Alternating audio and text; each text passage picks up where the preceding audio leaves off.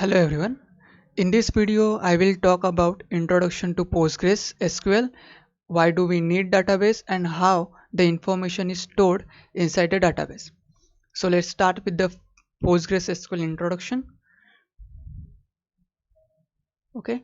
So Postgres SQL is also known as Postgres. It is free and open source and it is Object Relational Database Management System, that is ORDBMS. So you must have heard of terms like DBMS and RDBMS, but the Postgres comes with ORDBMS with some extra features of object oriented programming. So let's discuss these in details. Okay, so we will compare these three: DBMS, RDBMS, and ORDBMS. So DBMS stores information as a file, then RDBMS stores information in a tabular form. So for the first, we will just look at DBMS and RDBMS, then after we will compare ORDBMS with these two. Okay, so first, DBMS, as we know, it stores information in a file, and RDBMS stores information in a tabular form, which is in table. So in the below you can see there is one XML example and table example. So XML is an example of DBMS, which is going to store information in a file format, like we have these tags and information inside those tags. Okay, but in RDBMS the information is stored in a table form, like we will have a column like name, company, and phone, and those columns will have an information. Okay, so DBMS is used to deal with a small amount of data, but if you have very large amount, and then you will go with the RDBMS. Okay, so RDBMS we mostly use in large amount of data, to handle large amount of data. So example of RDBMS is MySQL, SQL Server, SQLite, and DBMS example is XML files. Okay, so now let us compare ORDBMS with these two. Okay, so ORDBMS similar to RDBMS but with an object oriented database mode. So what does that means? It is like ORDBMS will have all the features of RDBMS, so it will also going to store database in a tabular form. Okay, but it comes with some extra features like object oriented features, which are like user defined types, inheritance, polymorphism, etc. So we can say that the ORDBMS is a combination of both RDBMS and object oriented features. Okay, and ORDBMS is mostly used or can be very useful to handle the complex data. Okay, to work with complex data. Example, we know as it is Postgres. Okay, so ORDBMS and RDBMS both are same, both stores information in the table form. So there is nothing like there is something newer like it will going to store in some other form. No, it also stores information in a table form. Okay, so let's have an example of how the information is actually stored.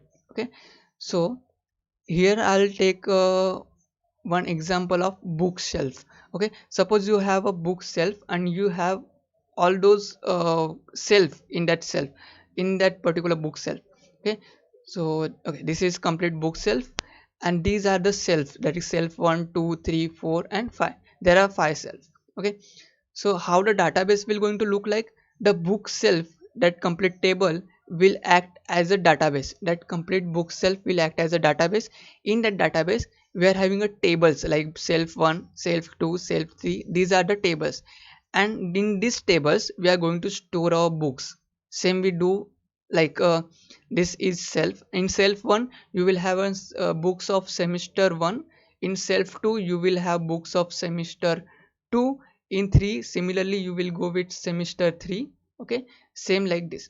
So you will understand by this, like shelf 1, 2, 3 are the tables, and that complete book shelf is called database. Okay, so there will only going to be one database in which you are going to store many information, like in which you are going to store many table, as many table as you want. Okay, and in that table you can have as many records or information you want. Okay, so to create database we have this command create database name, and to create table we have this command create table name.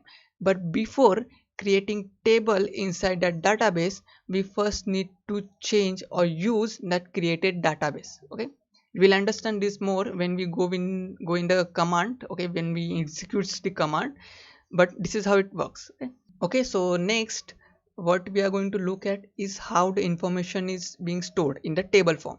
So as we took an example of self 1 and self 2. So I just, for simplicity, I wrote there like sem 1 and sem 2. So you have the complete self. In the self 1 you are storing the self semester 1 book. Okay, so how you are going to store them? You are going to just going to put them when it is like physical shelf, book shelf, but in the database we are going to name the column for that particular sem. Like semester 1 will have book name, book price and author. Okay, in that book name we will going to store information like book 1, book 2, that those books will have their price and their author name. Okay, this is how the information will going to store in that self 1 table. Okay, self 1 table, which is part of that database. Okay, self database, book self database. In the self 2 it will go the same way. Okay, it will going to be same way, but if you want to change the table or you want to add one more column after the author, then you can do with the queries like insert, update and delete. Insert query is used to insert the information into the table. If I want to add one more book like book 3, so I'll use insert query. Update query is like I want to update the price of book 1. Okay, so book price is from 21 to 11. So how I will do it? With the help of update query. If I want to delete something, if I want the book 2 to delete, book 2 raw completely delete, I can use delete query, delete to delete that particular raw.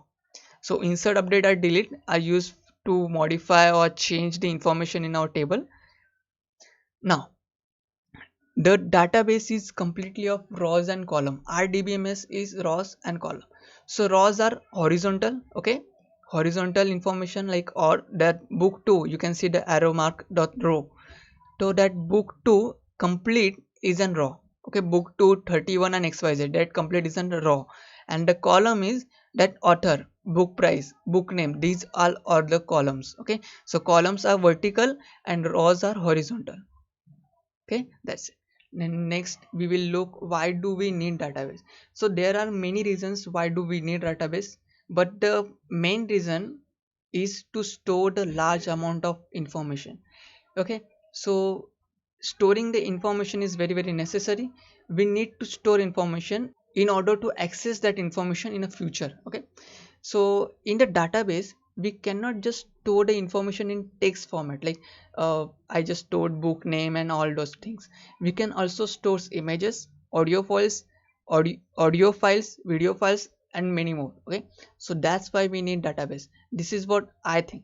If you want to know why do we need database and all the information about the PostgreSQL and all that, then you can go to this official website and you can read through all those things. Okay, new to PostgreSQL, what is new here. Okay, and everything is available in their website. Okay, documentation and everything. If you want to know more about PostgreSQL, you can go to this website and read more. Okay, so that is what we need.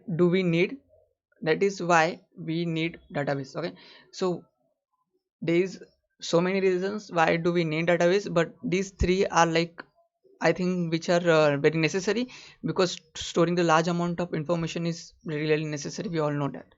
Okay, that's it for this video, and thank you very much for watching. And if you have any suggestion, then please add a comment and do like and share and subscribe to my channel.